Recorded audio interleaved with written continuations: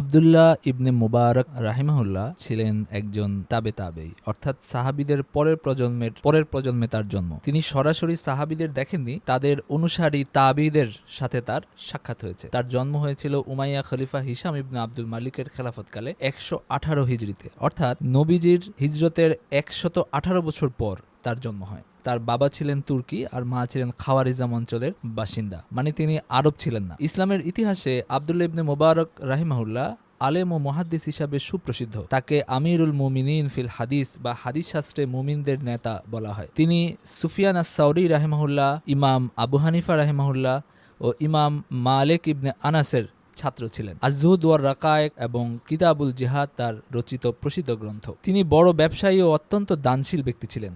আল্লাহর পথে ও দিন দরিদ্র মানুষের সাহায্যে তিনি প্রচুর সম্পদ ব্যয় করতেন। তার অনন্য দানশীলতার অনেক গল্প মানুষের মুখে মুখে ফিরত। নির্ভরযোগ্য সূত্রেও তার দানশীলতার অনেক ঘটনা বর্ণিত হয়েছে। ইবনে কাসির রাহিমাহুল্লাহ আব্দুল্লাহ ইবনে মুবারকের জীবনীতে লিখেছেন, একবার তিনি হজের উদ্দেশ্যে রওনা হন। পথিমধ্যে তাদের সঙ্গে থাকা একটি পাখি মারা যায়। তিনি নির্দেশ দেন সেটিকে সেখানকার ময়লার এক স্তূপে ফেলে দিতে। পরে তার সঙ্গীরা সামনে এগিয়ে যান, তিনি পেছনে পড়ে যান। যখন তিনি সেই ময়লার স্তূপের কাছে এলেন, তিনি পেছনে ছিলেন, সেই সূত্রে তিনি কিছুক্ষণ পরে যখন সেই জায়গায় এলেন, তখন দেখলেন একজন তরুণী পাশের একটি বাড়ি থেকে বের হয়ে এসে সেই মৃত পাখিটি তুলে নিচ্ছে এবং সে আবার বাড়িতে ফিরে যাচ্ছে। তিনি ওই তরুণীর কাছে গিয়ে তাকে জিজ্ঞাসা করলেন কেন সে মৃত পাখিটি নিয়েছে। ওই তরুণী তাকে বলল যে আমি এবং আমার ছোট ভাই এই ঘরে থাকি, আমাদের কোনো সম্পদ নাই, শুধু একটি কাপড় ছাড়া, মানে আমাদের পোশাক ছাড়া আমাদের কোনো সম্পদ নাই, আমাদের খাওয়ার জন্যও কিছু নাই, শুধুমাত্র এই ময়লার স্তূপে যা ফেলা হয় তা খেয়েই আমরা বেঁচে আছি এবং আমাদের জন্য এখন মৃত জন্তুও হালাল হয়ে গেছে।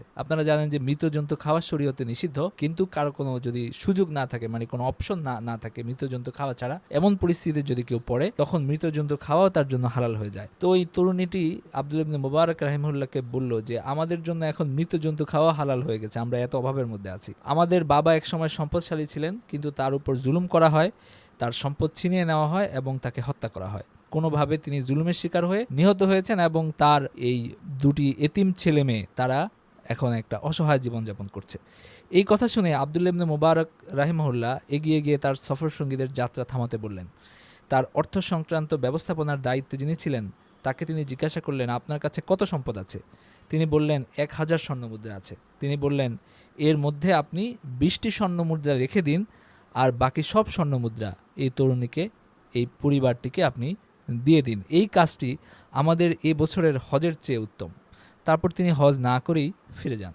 এই ঘটনাটি ইবনে কাসির রাহিমাহুল্লাহ বর্ণনা করেছেন আল বিদায়া ওয়ান নিহায়া গ্রন্থে। এই ঘটনাটি থেকে আমরা যে শিক্ষা পাই যে অনেক সময় অনেক ক্ষেত্রে ওমরা এবং হজের পিছনে আমরা অনেক খরচ করি এবং অবশ্যই খরচ করা উচিত। বিশেষ করে যাদের উপর হজ ফরজ তাদের জীবনে একবার হজ করা অবশ্যই জরুরি।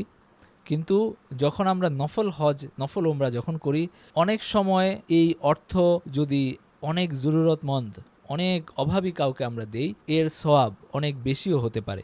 এই শিক্ষা আমরা এই গল্পটি থেকে পাই।